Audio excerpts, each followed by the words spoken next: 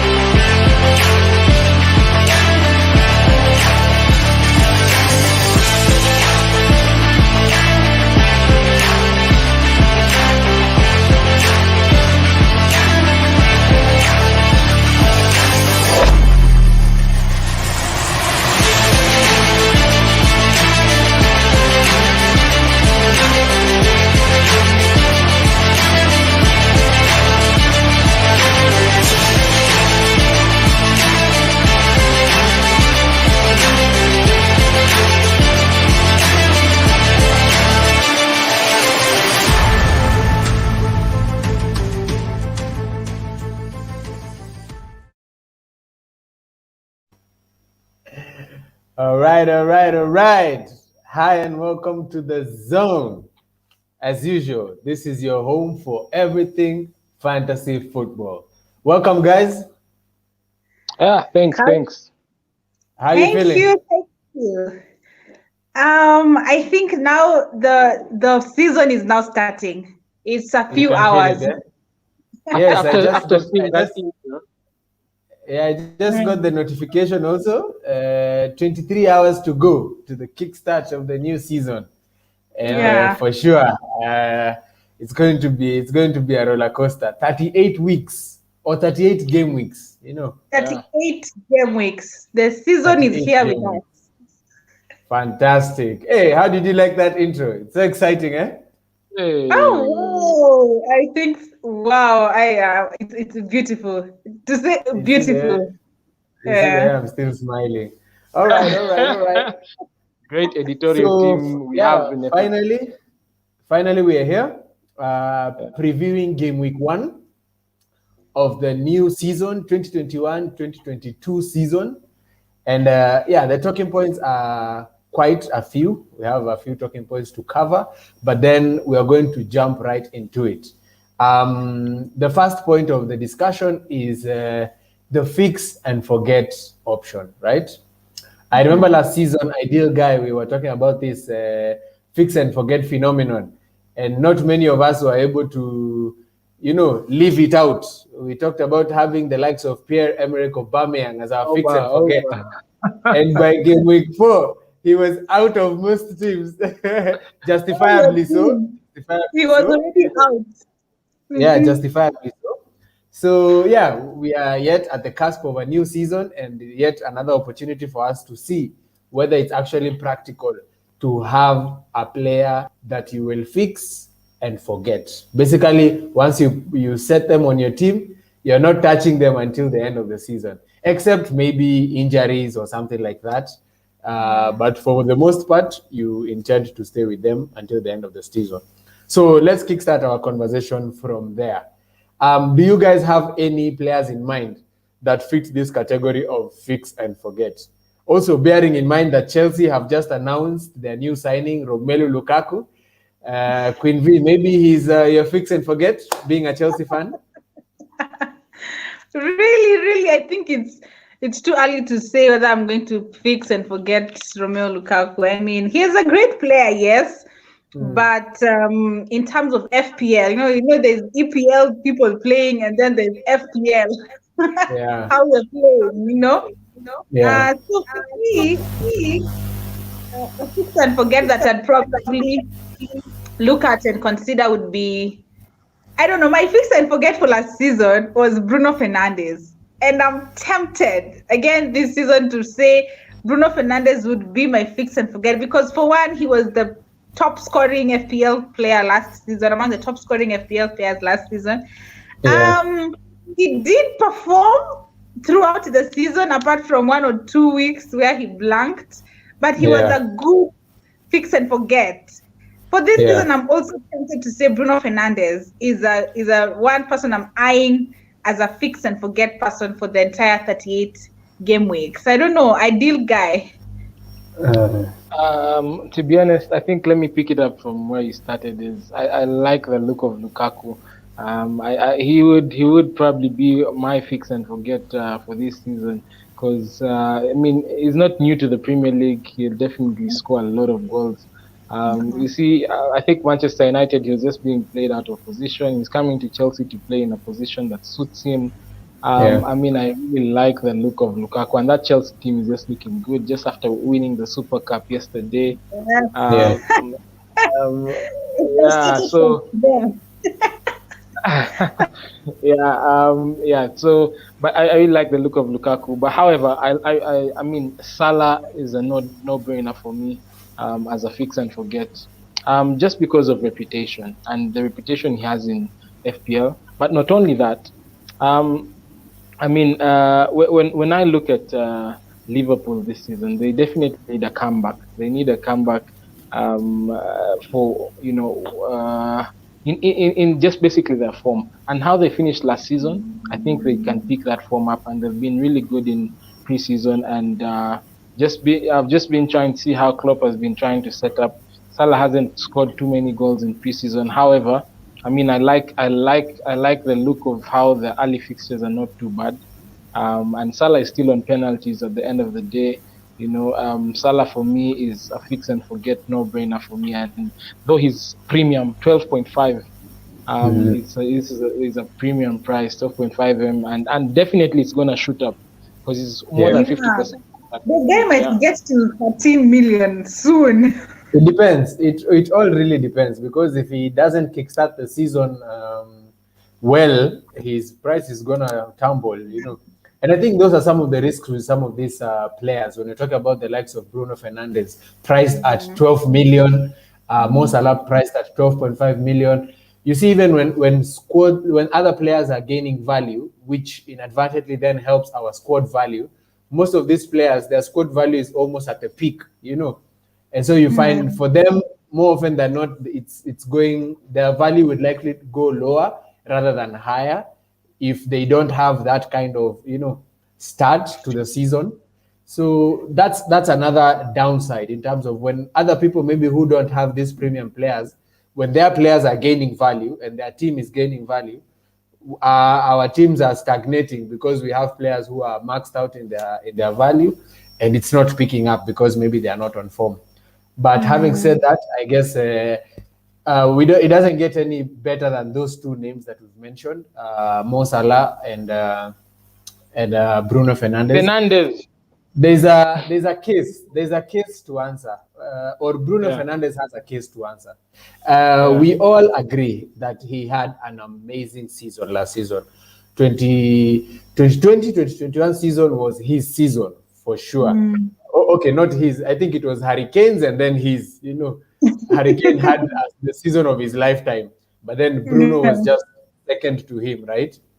But then even when you look at some of the performances that Bruno had in the Euros, people are saying that was a worrying sign. Maybe he was fatigued, maybe he was a bit tired, because you remember in the Manchester United fixtures, he was not getting rest. He was carrying that team on his back.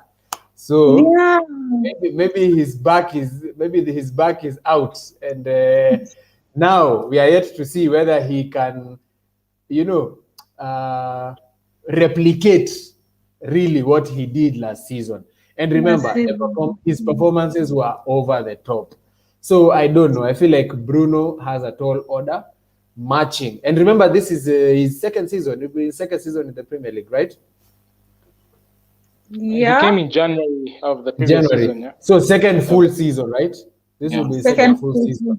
Yeah, because I mean, I don't know about that point about Portugal. I think Portugal is a different case altogether. I think the system is different from Man United. Yes, he was underwhelming in the Euros. However, I think the system at Man United really helps him. But again, remember Portugal, he doesn't take as many penalties. It's Ronaldo who takes them. So it's him who is taking the penalty still at Man United at the end of the day. So I still think he's a very good pick because I think he will, especially with I think even Sancho is going to provide a bit more as well for them going forward that can really help Bruno improve his goal tally in that regard. So probably I don't think it's I think Bruno is still one to really look at, though his price is still 12M, so he's a real premium. Yeah. Okay. Okay. Can we? I think the other possible player. Yes, V. Okay, sorry. I wanted to also just ask if we can make a case for Kevin De Bruyne this season, seeing that the new signing of Grealish joining Man City. Don't you think that there will be an effect, a Grealish effect on how Bruno might turn out this season? I don't know. Pick it up. How De Bruyne? Yes.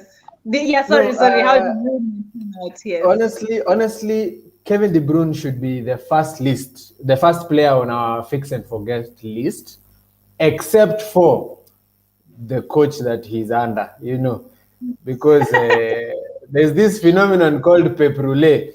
Now that we've given him also Jack Grealish, I mean, we can't even predict what this guy is going to do with these players. 1 minute Bruno is playing, Grealish is playing on the wing. The next minute, maybe Grealish is playing in De Bruyne's position. You don't even know what he's going to do. And I think that's the big risk with Man City. But then, all factors considered and all factors notwithstanding, definitely Kevin De Bruyne is one to be on top of that list as a fix and forget player. Because he's definitely going to deliver the goods. I think so too. The other player that I feel like also deserves a mention is Harry Kane, right? Except the fact that his future is up in the air right now. Harry Kane is definitely a player, given his stats for last season, top goal scorer, top assister in the Premier League. Mad season. That's insane. That kind of phenomenon only happened last with Thierry Henry, who managed to be, a top assister and a top scorer in the same season. So, and Harry Kane, if he ends up at Man City, then I don't think we have any choice. We just have to spare that 12.5 million so that you can set him in your team. But other than that, I think Harry Kane is also another player who's a fix and forget. Once all this issue of his future is resolved, he definitely deserves a place in our teams. Yeah. Yeah, but just in case, we don't know about whether he'll play this weekend against Man City, but just in case he stays at Tottenham, just in case things just don't work out, and the way he anticipates, I think still even at Tottenham, I've watched a bit of Tottenham in preseason and how Nuno has set up. I think they're really creating a lot of chances, and they just need finishing. I think he's brought Ali back to his form. He's brought Mora back to his form, and Son is firing on all cylinders. So imagine that that around Kane. I still think whether he's in Tottenham or he's in Manchester City, I personally believe this is it's still very a very good pick. And 12.5, I would really build my team around him. Thanks, like going for tuning in. Yeah, we can. Yeah, we are seeing the love. Thank you so much, guys, for tuning in. We are seeing the comments. We really appreciate your support, guys. Okay, so those are more or less we've talked about strikers. We've talked about Lukaku and Harry Kane as possible fix and forgets. We've talked about midfielders, the likes of Kevin De Bruyne, Bruno Fernandes, Mohamed Salah. We've not mentioned even a defender. Is there such a thing as a fix and forget defender? Yeah, I don't know. Could be. They could be. But you see, for me, I look at defenders as anything could happen. They could have a really good start of a season, and you're like, yes, this one we're sticking around with them.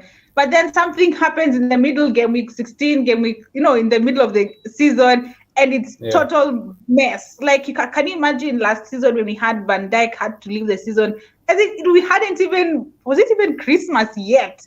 And he had to like go, the injury, and he had to leave. So you cannot tell when, if you can have a fix and forget. Although there are people who are very eye-catching, like Trent Alexander-Arnold. I mean, that's the name. That's the name that I wanted to mention. Oh, that's the name I was fishing for when we were talking about a defender. So yeah, I feel like this defender here deserves an honorable mention in the list of possible fix and forgets. If he keeps his form, never mind his form, if he keeps his fitness, because when you look at the stats, the player who created the most chances last season was Kevin De Bruyne. Second to him was Trent Alexander, and third was James Maddison. So Alexander is competing with elite creative midfielders, creating chances. So that tells you that this guy is definitely one to consider. And at some point at the back end of last season, you saw how he was bringing in the points. So yeah, Trent deserves an honorable mention. Yes, ideal guy. I like that point you mentioned. He's more or less like a midfielder. Remember, he's on corner kicks. He's on set pieces for Liverpool. He's on free kicks and the likes. And his conversion rate again is but as well as delivery rate is actually very high. And again, when I look at TAA, Trent, I personally think he's very good value. He's 7.5 M right now. When I look at 7.4, sometimes some people won't really go fast to spend a 7.5 on a defender, but consider what he's giving you, the attacking returns that he He's like a 7.5 million midfielder. Yeah. So that's in the region of the likes of Harvey Barnes, just 0.5 cheaper than Grealish. Except a lot more dangerous. A lot more dangerous as well. No. So I personally think he's a very good fix and forgetting. That is if he's fit. But again, we need to see how this Liverpool side turns up this season. Will they turn up, or the injury to Van Dijk and Gomez will still be affecting them? No, but for sure they've prepared adequately for this season. They've brought in that Konate from Leipzig. That guy is a beast. Next to Virgil van Dijk. Hey, I don't even know how Arsenal is going to score goals there. You had to mention Arsenal. I feel like we are the ones who are struggling the most at this point in time. At least Chelsea, they know Lukaku can bully one of them, All right. So basically, I think that covers it in terms of our fix and forget players, right? Anything you want to add? No, I think we've covered. Okay, fantastic. So then we can look at Shobeto. No, who's that? Show in the comments. Show. I think you mean Shobeto Carlos. Okay. Definitely. Luke Shaw, given his recent form after he just came back from the injury, Luke Shaw has been revolutionary. I think he's second only to Robertson in terms of everything, actually.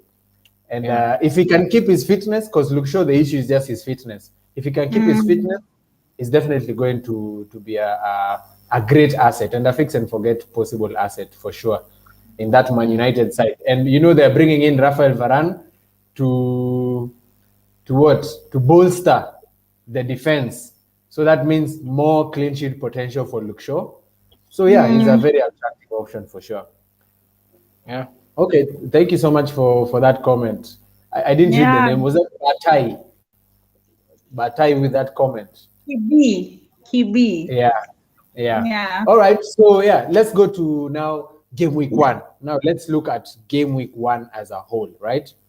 First of all, I think we should start with the unveiling of our teams, and then we can use that to sort of understand some of the decisions we've made. So, maybe we can explain to each other and to guys who are watching us why we've taken certain decisions, and that can help us to, delve into the fixtures as we prepare just for game week 1, which is starting tomorrow, actually. So Yeah. whose team should we start with? Whose team should we start with? I think we starting can with start with Fizz. the new guy. Let's start with the I new do guy. that. All The new right, all guy. right. Yeah, what's your team is called Olympic Lyon. Olympic Lyon FC. Ah, Now, yeah. So I mean, let me just give you guys a tour around the Olympic Lyon around the Stadium. Olympic Lyon. First of all, have you spent all your Yeah. money or do you have money saved up? No, this is actually 100 million net. You've spent all your money. I've spent it all. So yeah, to the last shilling that I was just trying to look for that last player who can really fill up but anyways, let me just get straight into it. Yeah. My thinking behind the team in general, there are players who are standout players who are just fix and forget. Whatever I do, they'll just be in. Number one, Salah is fix and forget in that team. Very good fixtures. I already just like the opening fixtures that have Norwich. After Norwich, they're getting into Burnley. Then after Burnley, Chelsea, it's a hard game. But I mean, that's before the international break. I already like the first two fixtures for Salah. Already a captain option for me for the first two game weeks. Fernandes as well. I already like his opening fixtures. And Trent, Shaw, and Antonio. Those are my fix and forget, especially for the first 3 game weeks, because of the fixtures that they have. Now, but fix and forget goes beyond 3 game weeks. Yeah. I know. Yeah. I mean, sorry for using that term in the wrong context, but yeah, the rest of the team is more or less. I was trying to build my team around this type of players. So that. First of all, I was looking for where is the attacking threat. Robertson just got injured. Now Smikas, is that how they pronounce his name? Tsimikas. Or Tsimikas, yeah. Tsimikas is a very good option. Attacking threat. I really saw him play against, I think it was Osasuna they were playing the other day. And he had a wicked assist. Yeah, wicked assist for Firmino. I see he has good attacking potential. As well, so I think that's why he gets into my team. But remember, he's 4 million in a good Liverpool defense that is facing Norwich, and that is facing Norwich money. In God. Yeah. Gerard Sule says Rafinha tricky in game week 1. My thinking I actually for wanted Rafinha, to ask that question. Yeah.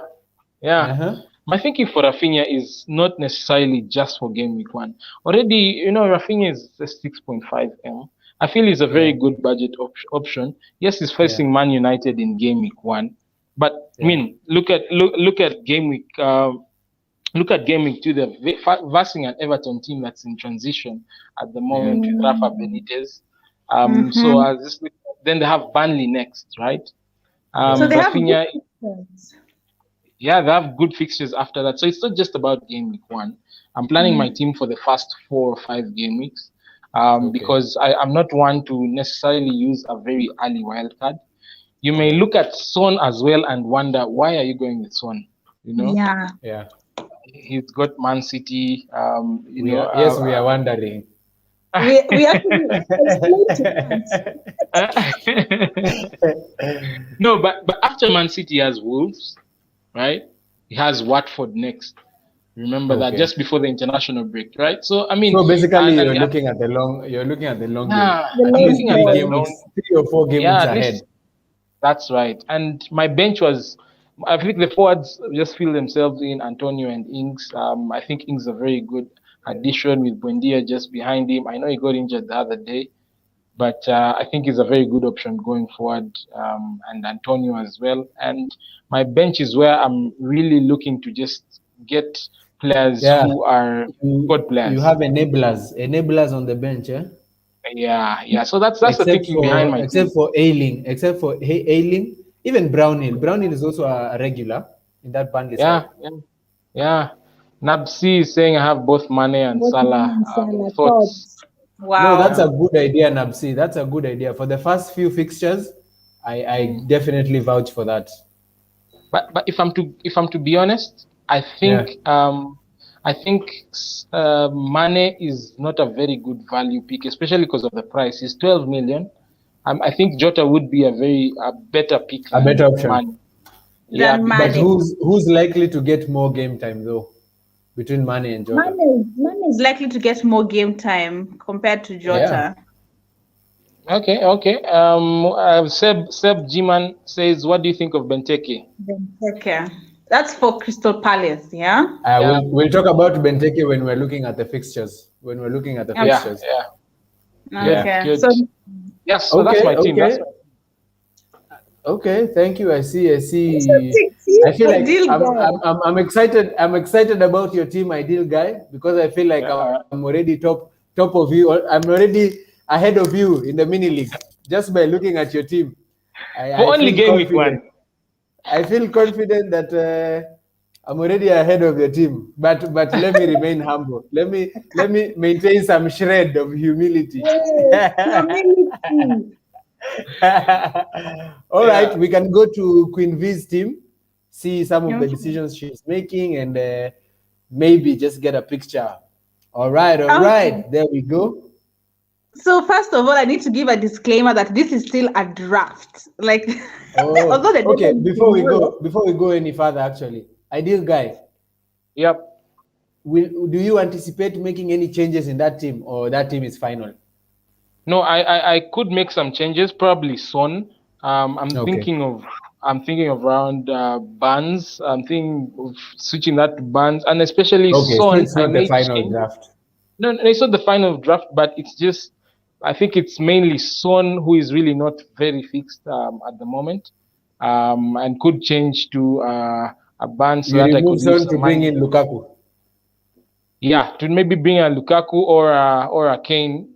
So that is the kind of change that I'm looking at. That's before game week 1. That's before game week 1. No.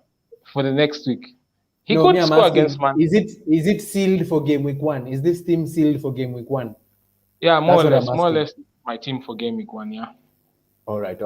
Then we can go to Queen V's team then. I just wanted to know that, to have that clarity. All right. Yeah. So Queen V is saying her team can still change between now and game week 1 in the next 22 hours.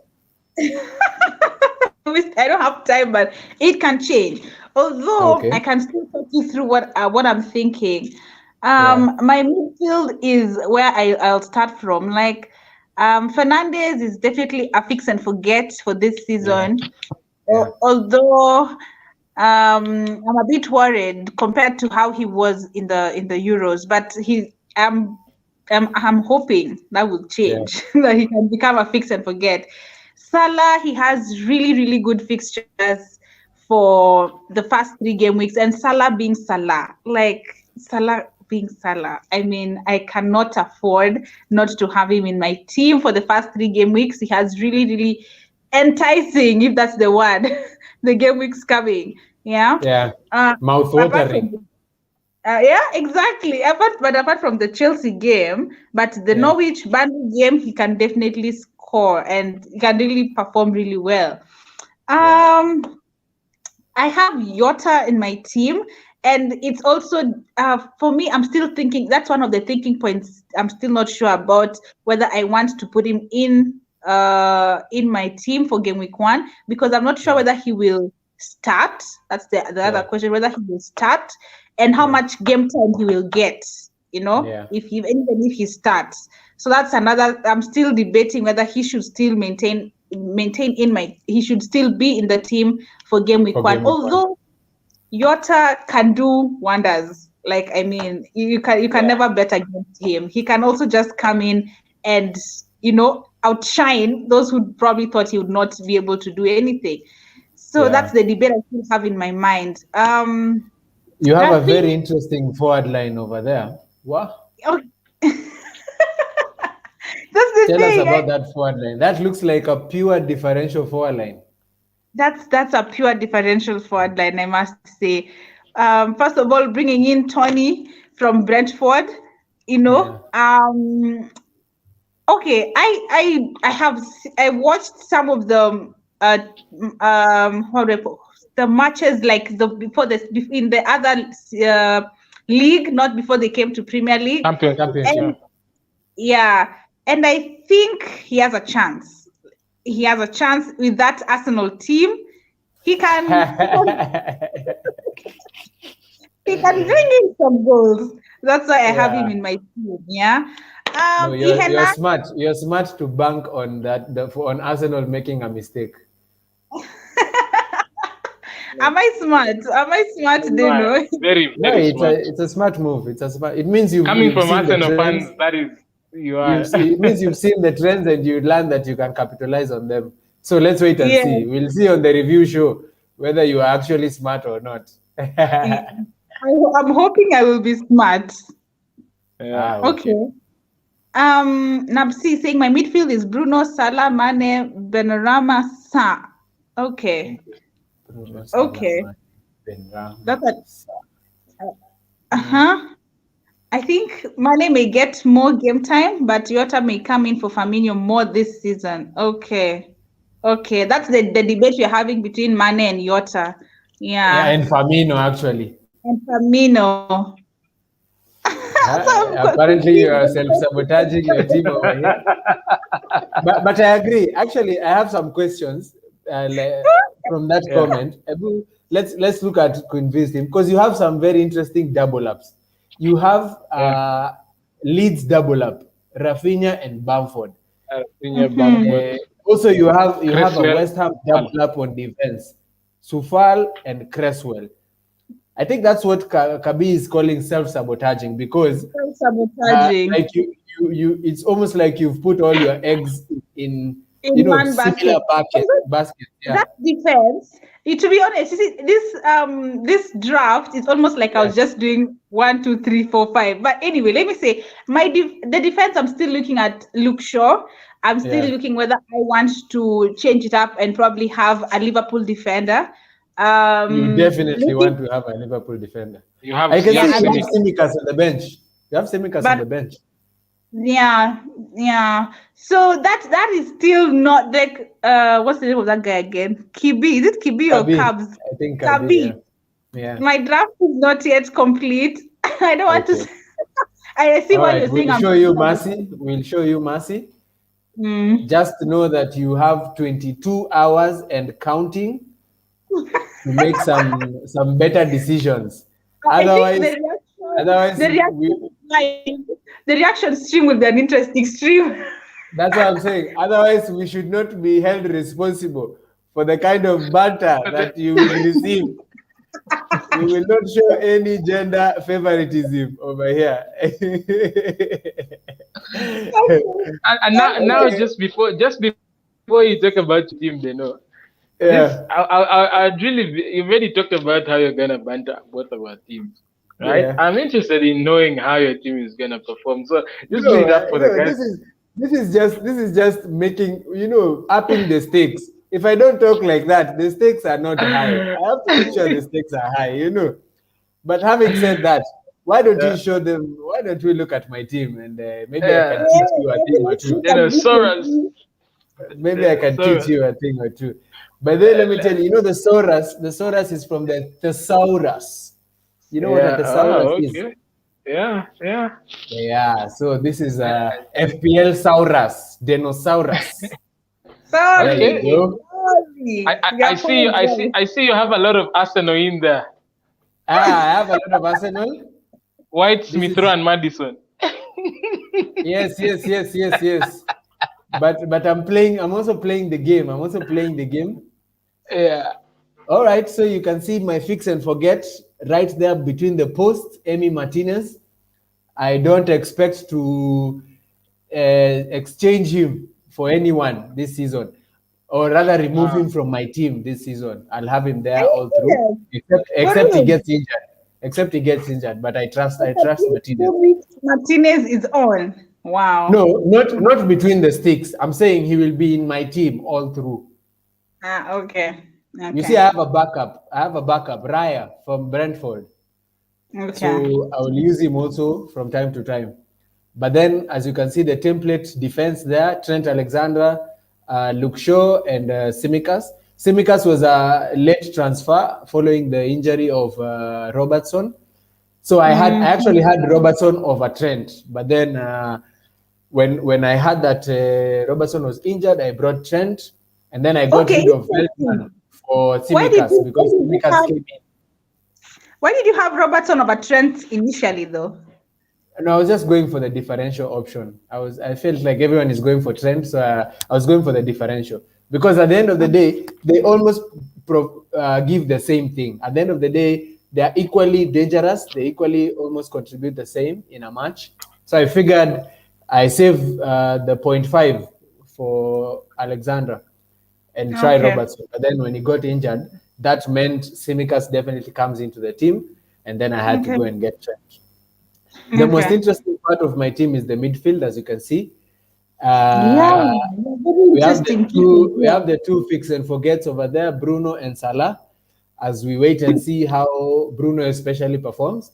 I really like the look of Jadon Sancho. I think Sancho will be perhaps more value than Bruno because he's 9.5 million. You think he'll hit the ground running? That's what I'm waiting to see, actually. As soon as I see something nice, I'm downgrading. I'm going from Bruno to Sancho, and then I can spread around that cash elsewhere. Yeah, definitely. So that's my strategy. So Bruno is just holding the value for me over there as I watch Sancho and see how he behaves.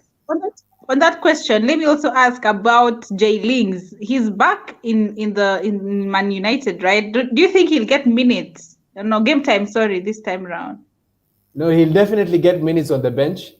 I don't know about I don't know about the pitch though, but I know his seat will be warm. His seat will be nice and warm.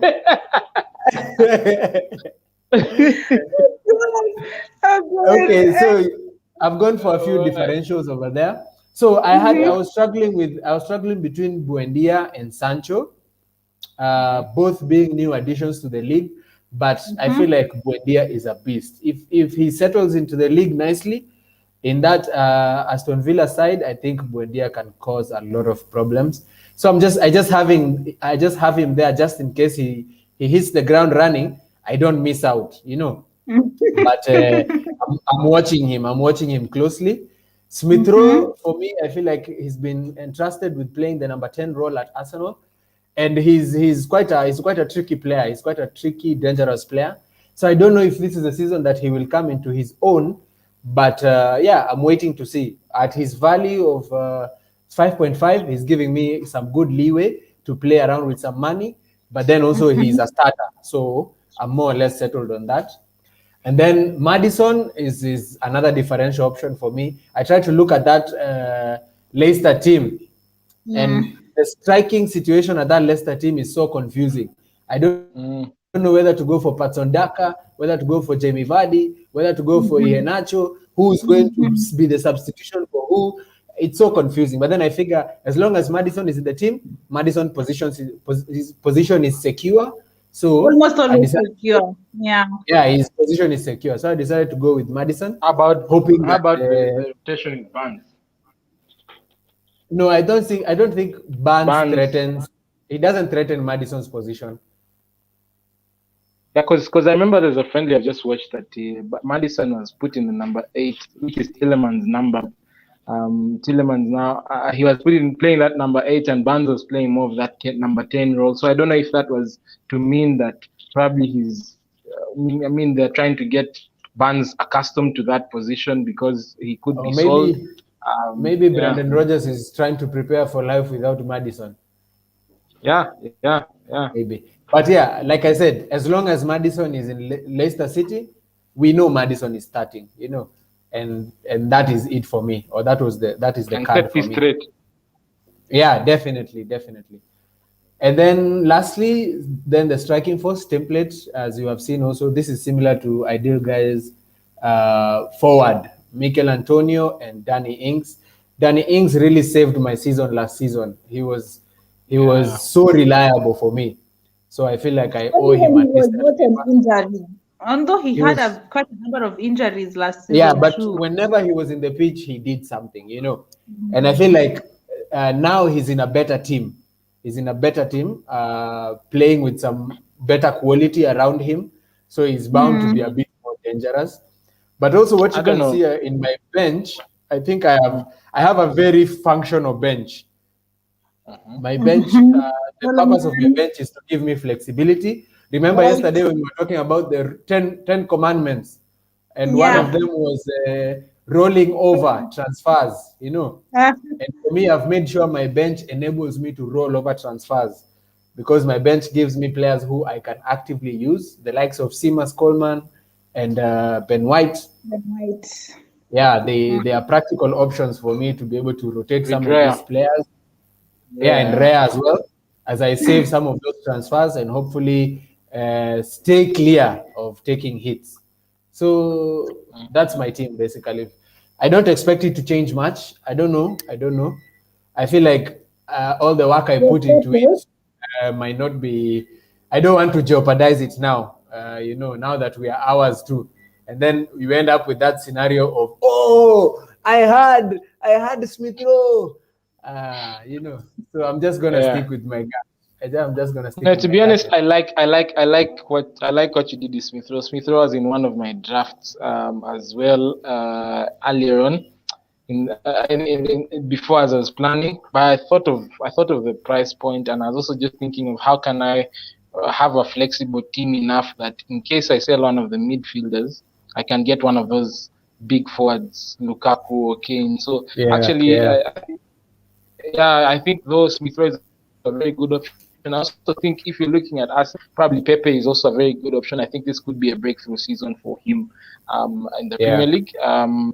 Because he had a good finish to the season last season. So in case you want to play around with that Arsenal midfield, What are your thoughts around Chelsea players this season?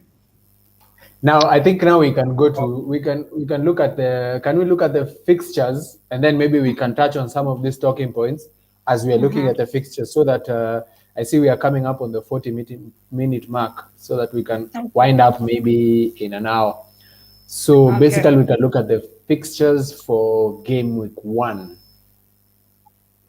Okay, so we're starting with Friday. This is the early kickoff fixture for game week 1.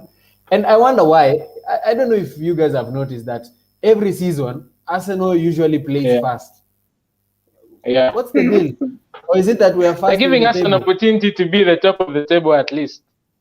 But we're already top of the table, so for a day, for an extra day. Okay. I hope we take the opportunity. Anyway, the Gunners face off against the Bees, Brentford, the newly promoted boys in the Premier League on Friday.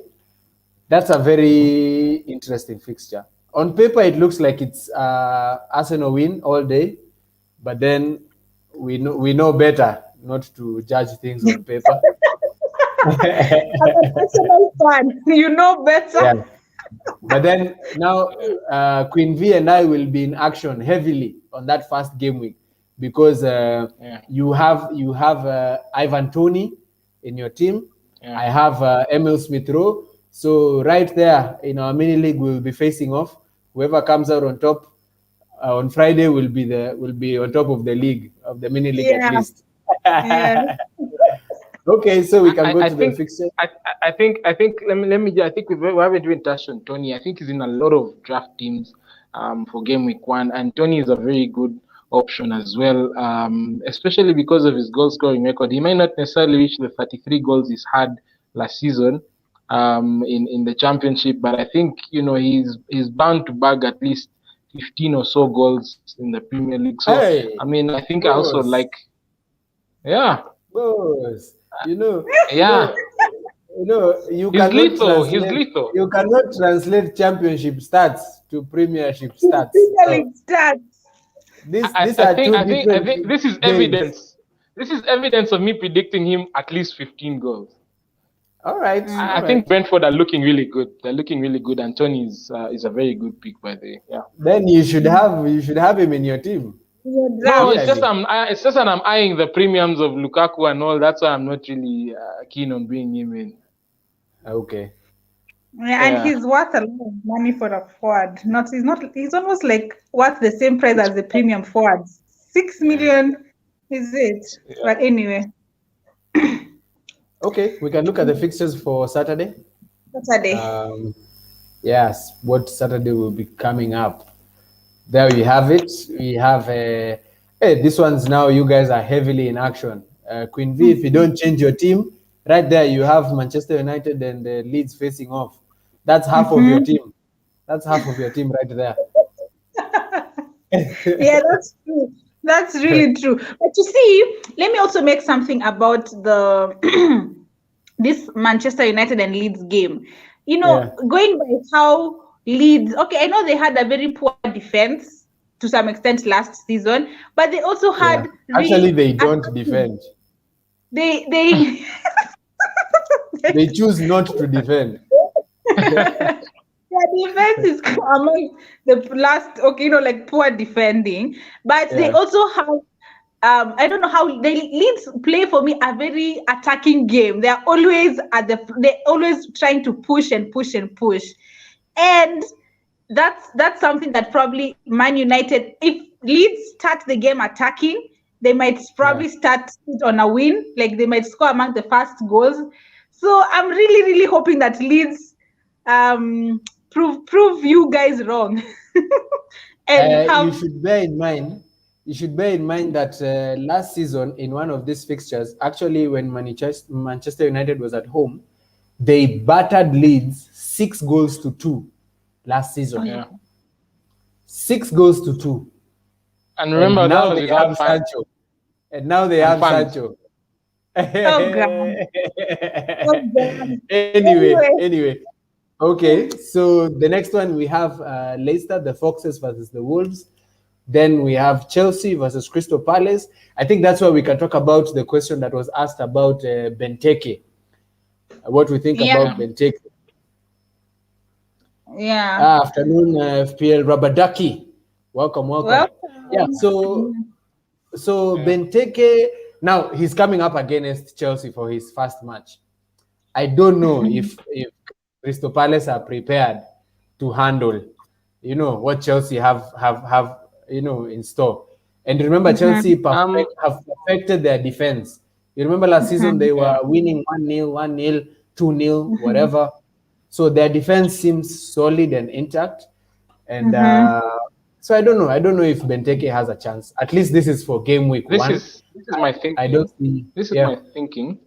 I yeah, think first of all, Crystal Palace has really had a good preseason with Patrick Vieira. They have now a new manager. I think that transition as well is kind of uncertain. I like yeah. Benteke as a differential pick, and especially when we look at Chelsea. Chelsea is first of all, they've just played the Super Cup yesterday, so they're not as gonna be as fresh by Saturday. So I'm probably thinking Crystal Palace will be a bit fresher in the legs. But again, Benteke has also scored a few, one or two in preseason. I think the team is gelling a bit well. I haven't seen them lose, I think, in this preseason. Of course, the Premier League is another whole beast altogether. I think if you're looking for that differential pick, Benteke is not too bad. But I think, first of all, look at how does Vieira want to set up his team? Look at that That's first, what I'm because saying. you have Ayu, so it's consider first the setup, then you can consider the player. Yeah, that's what I'm saying. I feel like Crystal Palace is a bit a watch and see, because there's quite a bit for us to. Fadzil is asking who's more at risk when Castagna is back. Is it Ricardo Pereira or Ryan Bertrand? Okay, we'll answer that one. Yeah, I wanted to bring on also an interesting stat from that Chelsea Crystal Palace fixture. Last season, they faced off 3 times, and Chelsea won all 3 of them. 2 of them, Chelsea won by a margin of 4 goals. One, they won 4-0, another, they won 4-1, and then the other, they won 3-2. Not too convincing. Yeah. So that tells you that this Crystal Palace side, or rather Patrick Vieira, is unless he steps into the pitch himself to help them. But again, Almost killed. to add on to that, the fixtures is Chelsea, then they have Brentford, and then West Ham game week 3. So No, but they can do something against Brentford because Crystal Palace are seasoned in the Premier League. Remember that. Maybe they know how to get the points they need to stay up. So that means when they see a Brentford, they are looking like them like, hey, you're not taking our spot, So yeah, something like that.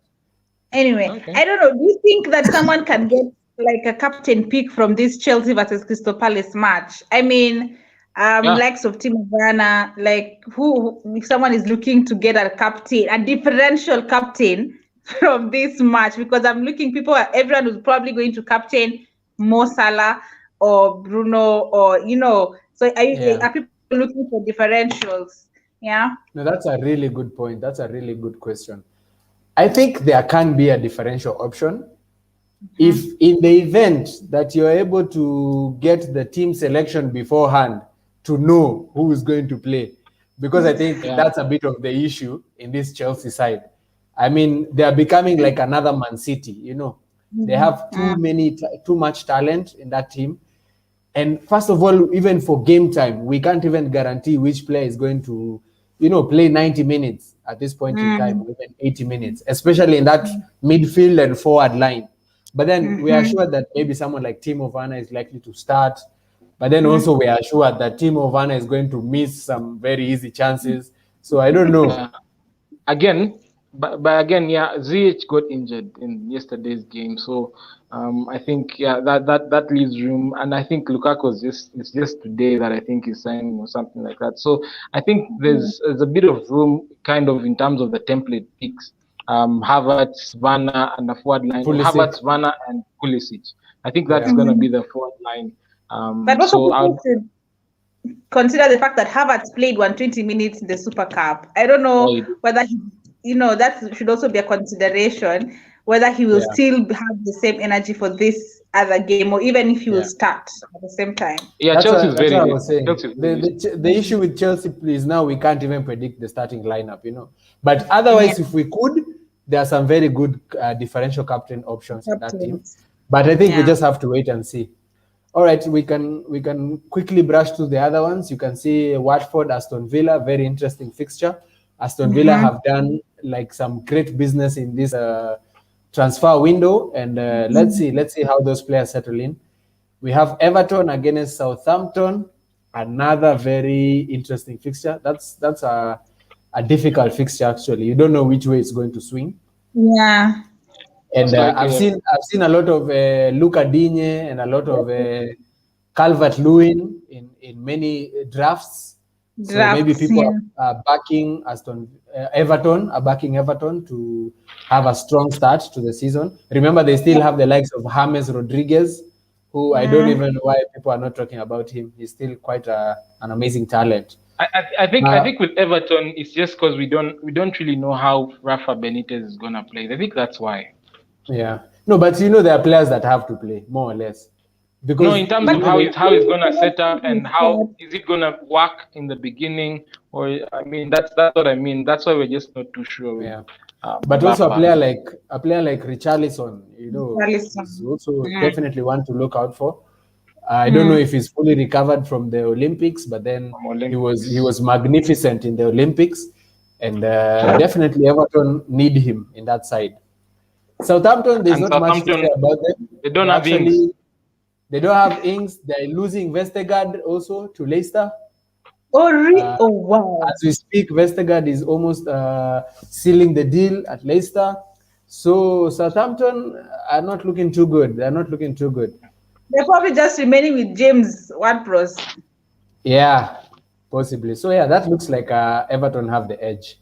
And then we have Brighton Hove Albion versus Burnley. Brighton has produced one of the most selected players so far in the league, Mr. Sanchez, between the sticks. And I can see our ideal guy over here has trusted him. I don't know if you expect him to keep out the likes of Chris Wood and Barnes. Yeah. I mean, I didn't just choose him for the first fixture. I think I look at Sanchez and I see first of all Burnley, the first game, but also they. Sorry, I'm just trying to get the fixtures.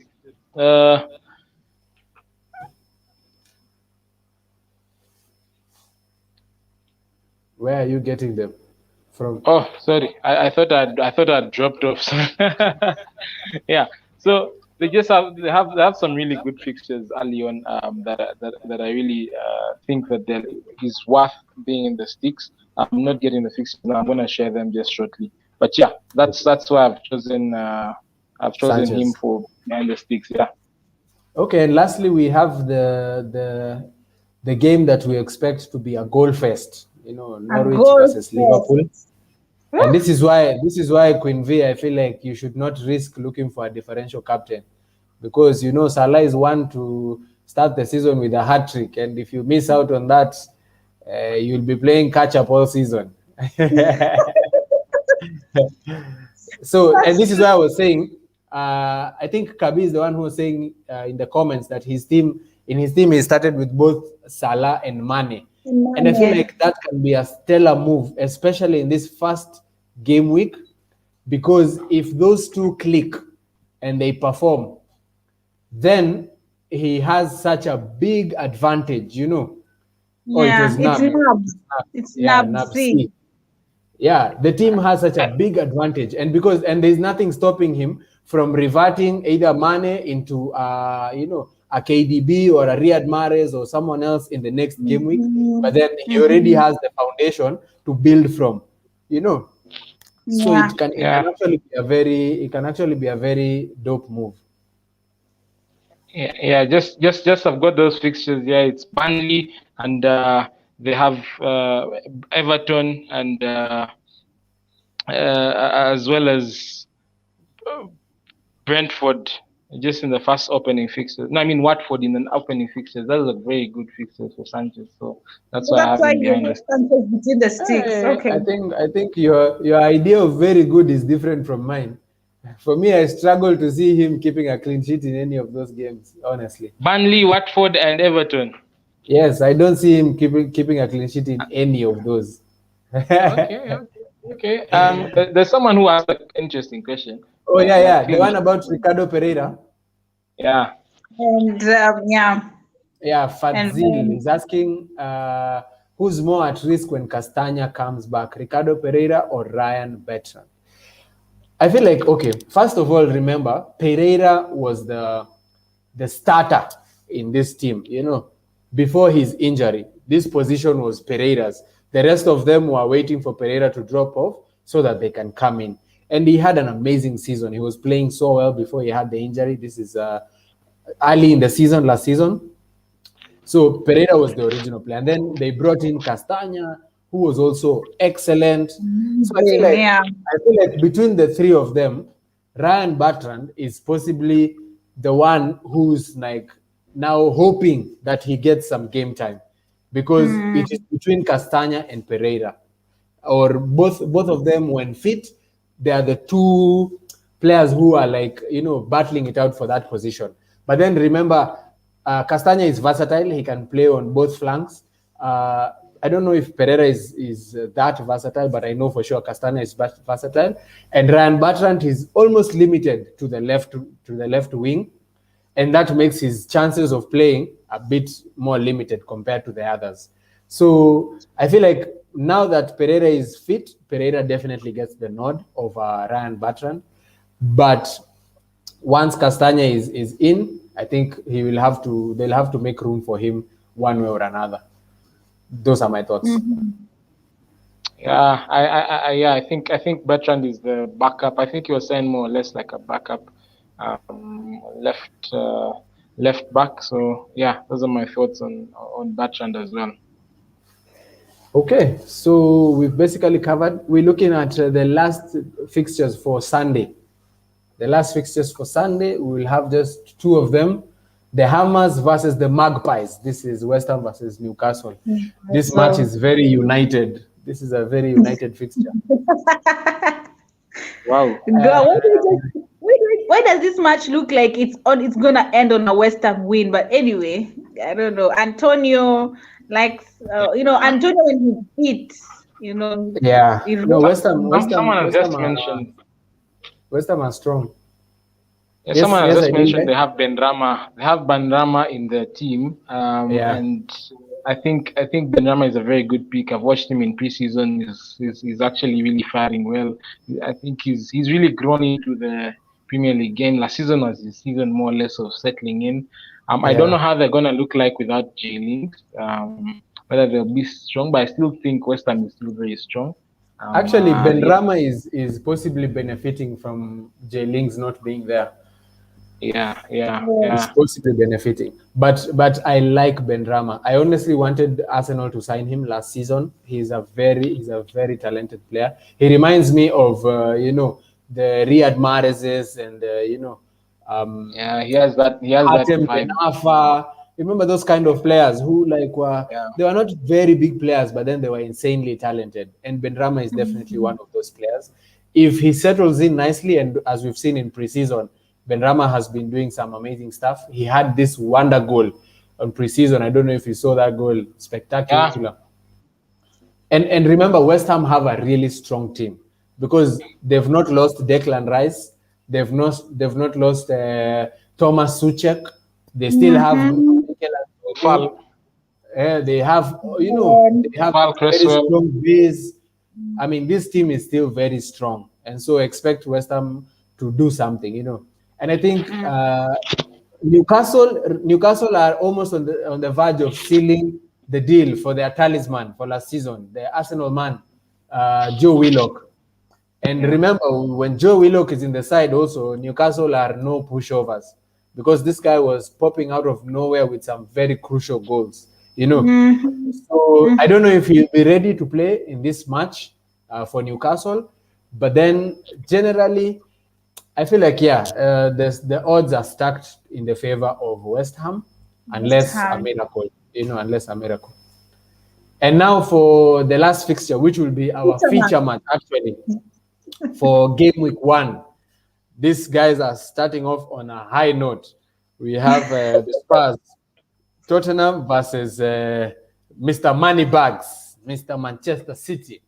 And this is a very interesting fixture because especially if Kane will be making the switch from Tottenham to Man City, it is likely to be an emotional one also for both sides, maybe mostly for Tottenham. So I don't know if Kane is going to feature. Most likely he won't. What do you think? I personally don't think he'll feature. I think he's just come back to training. What was it, end of last week or beginning of this week? I don't think he's got much fitness in very well.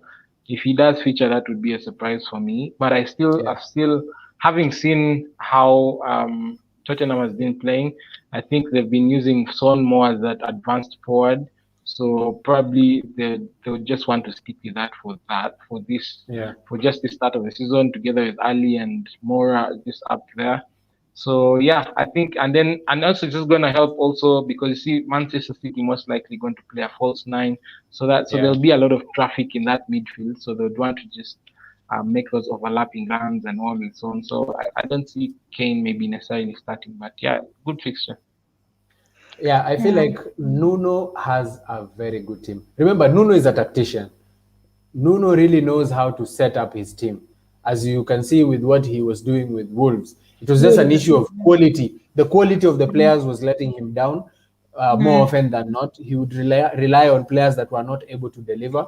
But now he has a better quality in terms of that team because he still has the likes of Tanga and Dembele. He has Hojberg in that midfield. He's brought back Dele Alli, who's also firing nicely. And then Son is very dangerous. Son just needs a sniff on goal, and he's putting it in the back of the net, And remember also, Matt Doherty had his best season under Nuno Espirito, and now they are reunited. So Doherty is also another asset that we are not looking at this point in time, but as the season wears on, we expect him to be in among the points and the goals based on how Nuno utilizes him, So in a very conservative way, I feel like Tottenham can be a surprise package just because this manager has a better quality of players at this point in time. And if they listen to him, and if he deploys his tactics nicely, they can hold their own, Yeah. V, what do you think about this match?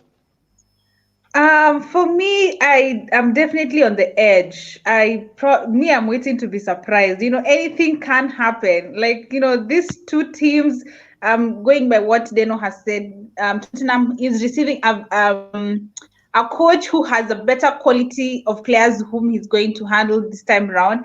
And I mean, Son can just sniff goals. I don't know, but I'm also looking at the fact that Pep now has Grealish, that midfield. We're also not sure who's going to start. Riyad Mahrez, Sterling, who is going to be on that midfield for Pep when it starts. But I definitely think it's going to be an interesting match. It might end 0-0 the way I'm seeing it, but it might also have plenty of goals. So, but 0-0. I think we're underestimating. I think we're underestimating what the league winners Manchester City can actually bring to the table. Remember, they've just won the league. Of course, I think they had they had an underwhelming Community Shield game against Leicester. I don't think they really played well to their fullest. But again, I think they are the team who can just hit the ground running. Just having lost just from the previous season, having won the title, lost the Champions League, lost the Community Shield, they would want to defend the Premier League in style. But again, remember, Tottenham fans are back in the stadium, so they're not going to be a pushover. It's not going to be an easy game. I think it's going to be a tight game, and probably this should lead us to our predictions for the game. Yeah, very worthy feature match. I'm thinking Man City win, maybe 3-1. Interesting. Okay. V? For me, I don't know. Let me be the devil's advocate and probably say Tottenham win 2-1. I hope that actually works though. Okay. That's a bold prediction. That's a very bold prediction, but a good one though. I'd say I'd go with 1-1 for this match. Let me neutralize this and go with 1-1. Okay. But leaning more towards maybe Man City. Okay. All right. Thank you. Having said that, I think what is left to discuss? We've shown our teams. We've seen our captain options. We've discussed all the possible captain options. We've looked at the various ways this game week 1 could swing. So it's just a matter of waiting to see the great kickoff tomorrow. Kaina Sahin is saying, I'm playing FPL Draft Mini League with my friends. Yes. Should I play bad game week 1 for the first pick to get Lukaku? Should I play bad game week 1 for the first pick to get I think Lukaku? I think I get what he's saying.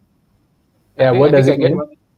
That should he necessarily not overinvest in game week 1 so that he can spare some funds for Lukaku?